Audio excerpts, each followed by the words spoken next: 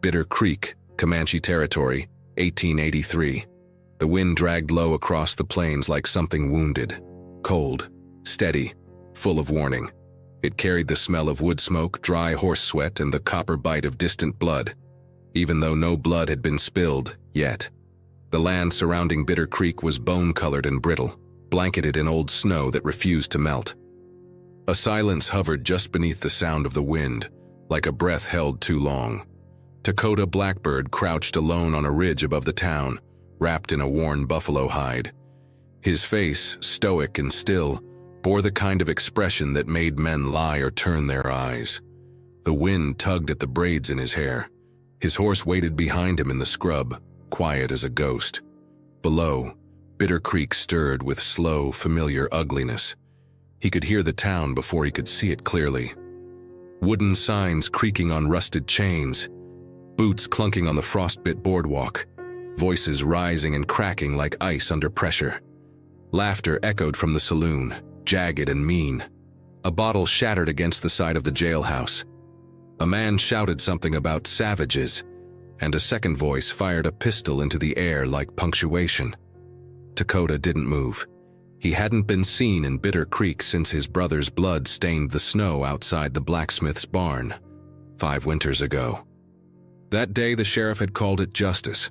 That day Dakota had stopped believing justice had anything to do with white men's words. He stood slowly, adjusting the weight of the rifle slung across his shoulder. His eyes never left the crooked little town that sat in the valley like a scab. He didn't hate the place. Hatred required energy he didn't waste anymore. But he didn't forgive it either. The snare lines he'd set that morning held only one good rabbit.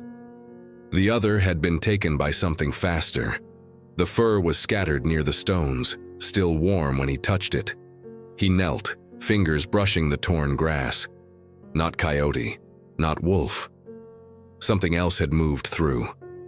He turned toward the river. The snow deepened as he walked. It muffled sound, dulled the world.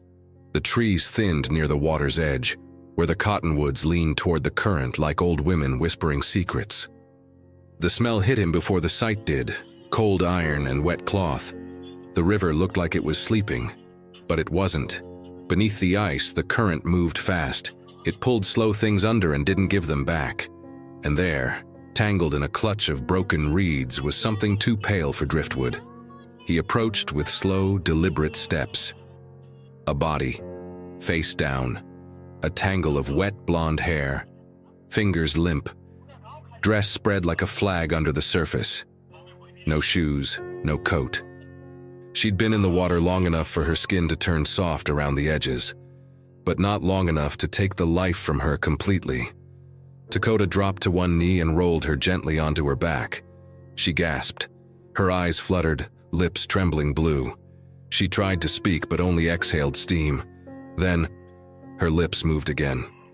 Dakota. He stared at her. The name wasn't common. He hadn't spoken it to anyone in years. Most white folks called him Dakota when they bothered to speak to him at all. But she, this woman, freezing and broken and barely breathing, had whispered the name his mother gave him. She coughed once, weakly, and then went still again. He should have walked away, carried on, let the river keep her secret. Instead, he lifted her out of the water.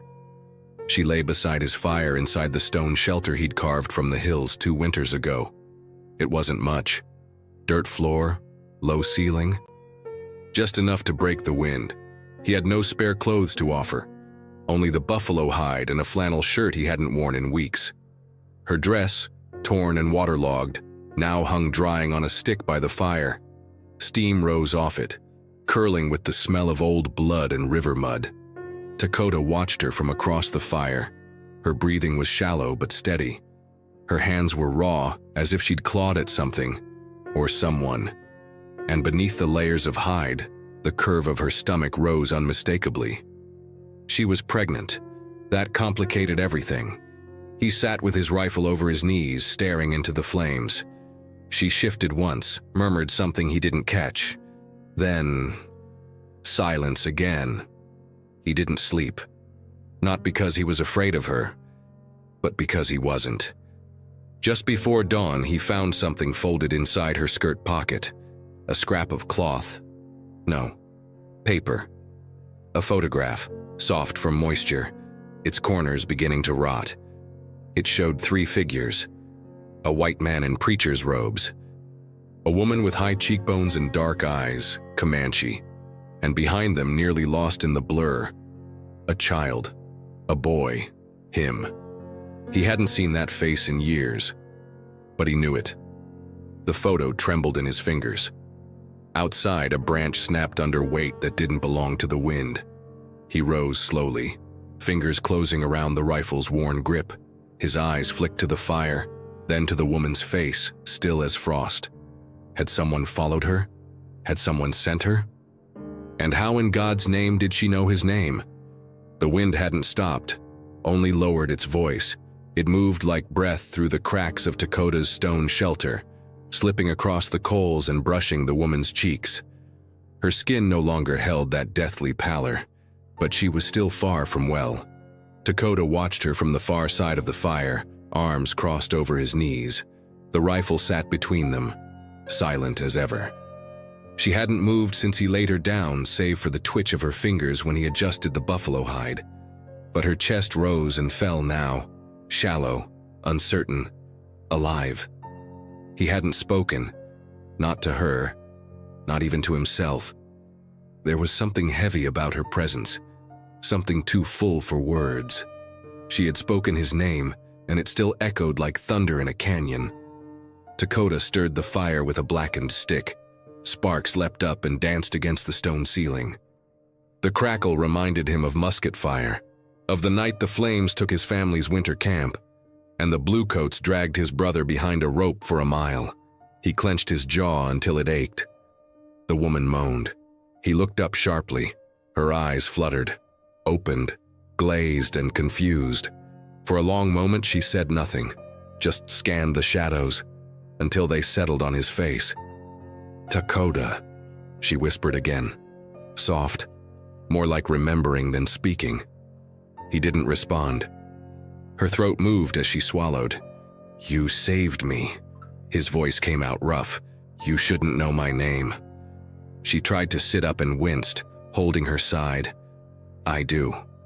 Her lips cracked as she spoke. He handed her the canteen and waited while she drank. Her fingers trembled. "You were smaller," she said, squinting at him. "But it's you." He said nothing. The fire popped between them. "Do you remember me?" she asked. He stared at her for a long while. "No." She looked down, then back at him. "My name is Mary Ann." Her voice carried something under it. Not fear, not pleading, but recognition. Dakota studied her. Pale hair matted, skin scratched and bruised.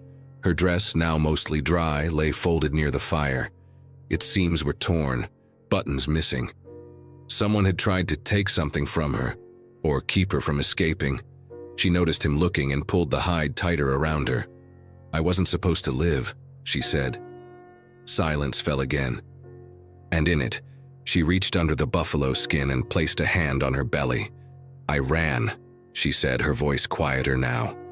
There was nowhere else to go, nowhere safe. But I remembered a face, a boy, in the hills near the mission school. The only one who ever brought me food when I cried at night.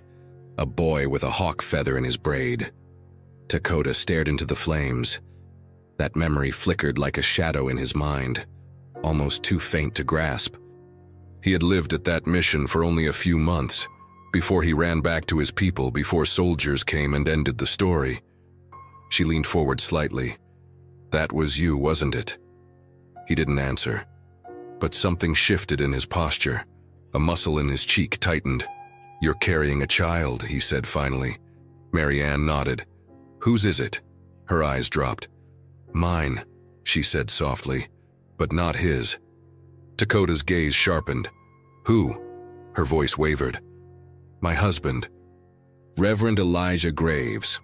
The name landed like a stone. Dakota knew that name. He'd heard it spoken in Bitter Creek with reverence and fear. The preacher who built a following with fire and brimstone, who claimed to know God's judgment better than any sheriff. He thinks I'm possessed, Marianne said bitterly. Because I left. Because I wouldn't lie beneath him after he touched me with blood still on his hands. Her hand trembled again over her belly. Dakota's voice was low. Is he coming? She nodded. I didn't mean to lead him to you, she said. I just wanted to disappear. Outside, a raven called sharply from the rocks. Dakota stood. She looked up at him, eyes searching. Will you send me back? He didn't answer. He walked to the edge of the shelter, rifle slung over his shoulder, eyes sweeping the canyon. The snow had stopped falling, but tracks would still be fresh. What are you going to do? She asked behind him. He didn't look back. His voice came like stone. Hide you. By nightfall, he'd moved her to a second shelter higher in the rocks. One few knew existed. He left her with a fire, water, and the pistol he rarely used. She held it like it burned her fingers, but nodded when he told her where to aim. When he returned to the riverbank, he found the trail. Horse tracks, deep, wide.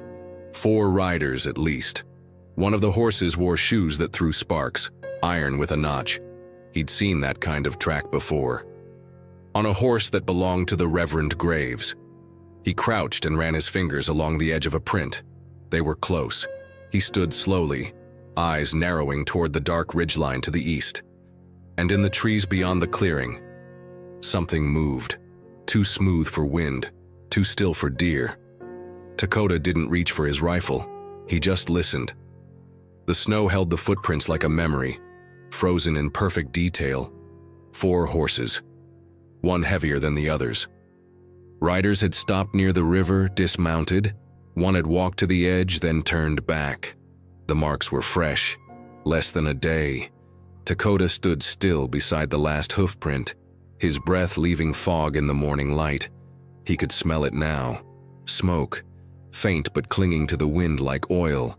A camp nearby. Whoever was following Marianne had made their fire, but not too close.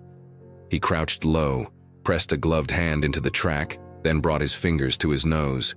Tobacco. Cheap. Strong. Not the Reverend's, but someone hired. When he returned to the cave above the ravine, the fire was low but steady. Marianne sat near the edge of the light, wrapped in the buffalo hide, eyes red from lack of sleep. She held the pistol like she didn't trust it, but trusted him slightly more. He knelt, poured water into a tin cup, and handed it to her. She took it, murmuring thanks. They're close, he said simply. She didn't flinch. He added more wood to the fire, watched the sparks rise. Then he turned to her. You said you knew me. Marianne nodded slowly. I was just a child, maybe 7 or 8. But I remember the mission school. They took me after my mother died of fever.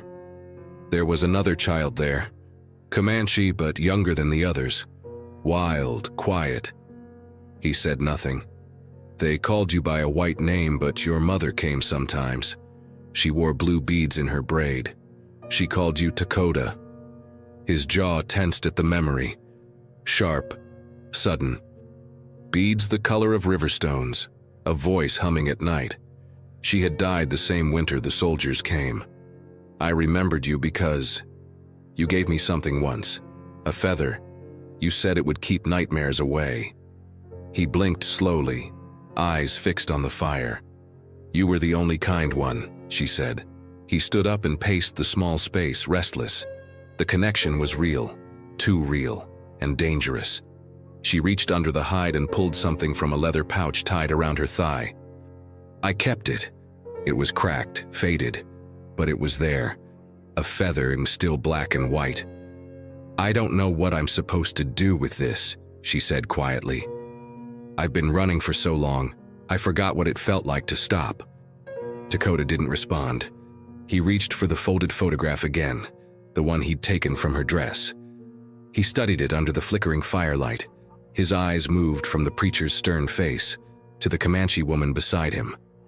Then finally to the background where the blurred boy stood, half hidden in shadow. That boy was him. Why do you have this? He asked. Marianne took a breath, slow and shaky. The woman in the photo, your mother. Her name was Wapuna. She worked in our house for almost a year.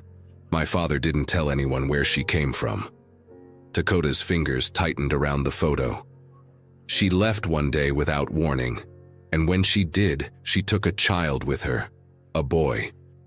My father said the boy wasn't his, but he lied about everything.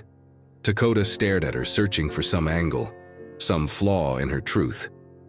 "My father was the first man to hurt me," she whispered, "but not the last." She looked at him, eyes glassy with heat. "Do you think it's possible that we were meant to find each other again?" Dakota turned his face away.